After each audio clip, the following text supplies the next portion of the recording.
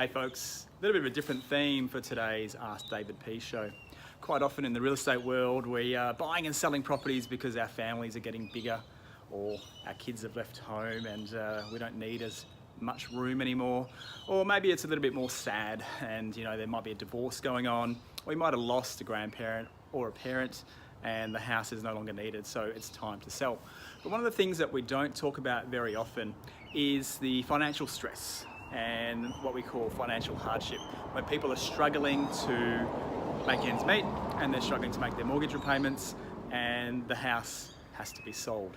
Now, I do a lot of work for the banks, and what I mean by that is sometimes the banks have to step in and they take the property back from the original owners. And that could be because the owners can't afford the mortgage repayments and have been sort of falling behind for quite a period of time.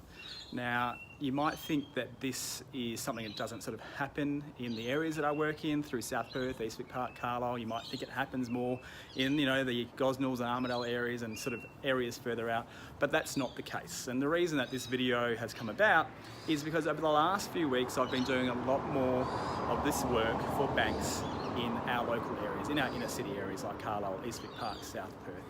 And this is the last resort for the banks. This is not something that they want to do. They do not want to come in and take the home from someone. So even though the banks have been beaten up lately with the Royal Commission going on and then they're talking about all the bad things they've done, it's not something that they take lightly to do this. And if you think about where WA is at the moment with the economy, there have been a lot of people out of work. There's been a lot of people that have been struggling financially.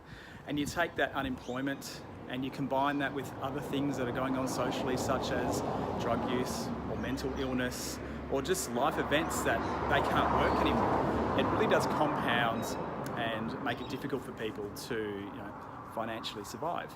And it's happening more than you would think. And the point of the video is to let you know there's one or two things you can do. The first thing you can do is you can figure out, I guess, what your house is worth. And this is not a sales pitch for me to come in and say I'm going to do a free appraisal, but you can get someone such as myself or someone you trust to come in and tell them you're not selling, but just get an idea of what your home is worth. And you can use that information to try and refinance with the bank, or perhaps to figure out if you can afford to sell it or make some sort of judgment call on that.